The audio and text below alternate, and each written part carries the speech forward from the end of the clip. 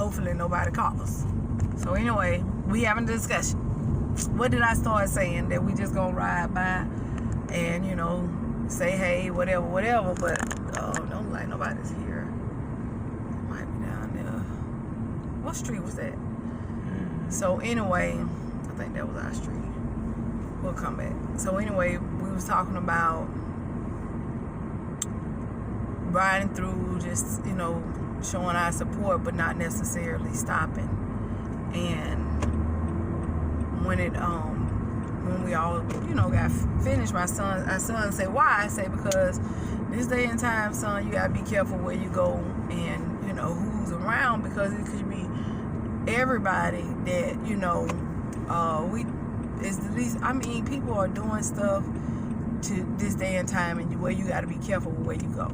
So anyway, I thought it was a park. Don't look like it's a park, so it might be okay. But anyway, my son was like, well, I ain't scared because I know God got me, and I'm all with him for that, you know. And in this situation, especially for that, I'm with him on that one. But, you know, I say you could be with anybody that is literally then got into it with somebody else, and they know that they're going to be there, and then there you go.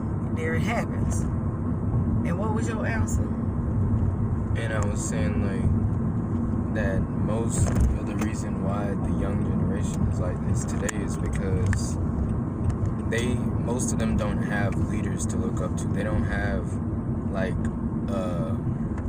adult figure in their life. So literally, when they get something new, or when they work their tail off, you know, for a phone or something like that, the first thing they'll probably go to is either social media or music. When they go to music, they listen to the newest artists, and most of the newest artists be talking about, you know, guns, gangster stuff, everything like that. And that's one of the reasons why we have so many shootings now, because literally it could just be a simple somebody bump into someone in public. They remember their face, and then the person who had bumped into them will literally say, watch where you going. And they don't even mean it in a mean way. But that person will hold a grudge because of what they listen to. And what you listen to will literally, like, soak into your, like, spirit and in your body. And then when you see that person again, you be like, hey, remember you had said something to me. And the person could just be like, oh yeah, I didn't mean nothing about it, and then doom, there it is, the person's gone. All because of the anger they have built inside of them, or something like that, or the frustration of that day they were going through, something. So I'm listening to my son as he talked to y'all, and let me tell you how different we all think, because while he say the person didn't mean nothing by it, me looking on the outside looking in, I'm looking at, well, to me, it's a sign of disrespect for anybody to bump into somebody mistakenly, or if it rather not, it was mistakenly, you know, and somebody say, watch where you going. Well, evidently, in our generation, watch where you going mean, oh, you want to fight, you know. So, yeah, somebody's going to be mad at, you know, you saying like that, because to me, and probably a lot of other people, it's better to say, oh, I'm sorry, bro, I ain't see you, or, oh, you must ain't see me, you know. Or, you know, even in that, to me, saying you must ain't see me is fighting words too. Like, you can really say, oh, I'm my bad, bro, you know, whatever, you know, and just kind of leave it like that. But to watch where you going, that open up a whole bunch of nuts, something right there. And so that's what I'm saying with him. You know, we think so differently, because where he's saying the man said it or the person said it out of no disrespect, but it's not the way the other party perceived it. So, I mean, yeah, it's true enough. You know, you don't have to resort to fighting. You don't have to resort to this. You don't have to resort to that. But you can, like, it's almost said you do have to watch what you say to people, because they can take it the wrong way.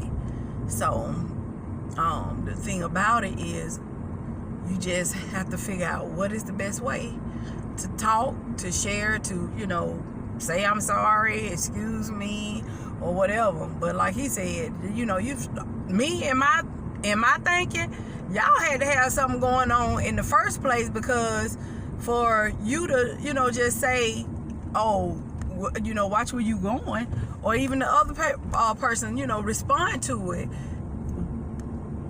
It has to be something there, according to the way I look at things. Now, I might be wrong. It could be, you know, maybe the person was a little bit more fly than the other person. Maybe the person had, you know, a girl he wanted, you know, but it's a lot of different reasons why. Because we did it as growing up. We did it as in, if our friend, say, you're with a girl and him and the girl break up, and then it's another person, you know, that's friends with her friend, they have a man, and they be like, oh, you know, such and such go with such and such now, and then you like this person for no reason, then you see them out and be like, oh, that's that person, oh, that's that person, you know. I don't want to say it, but for the most part, it be little stuff like that, like little stuff that literally have you like, wow, that's how that started. But to me, growing up and maturing, a lot of things can be resolved, you know, just from saying, hey, I'm sorry, I didn't see you, or oh, my bad.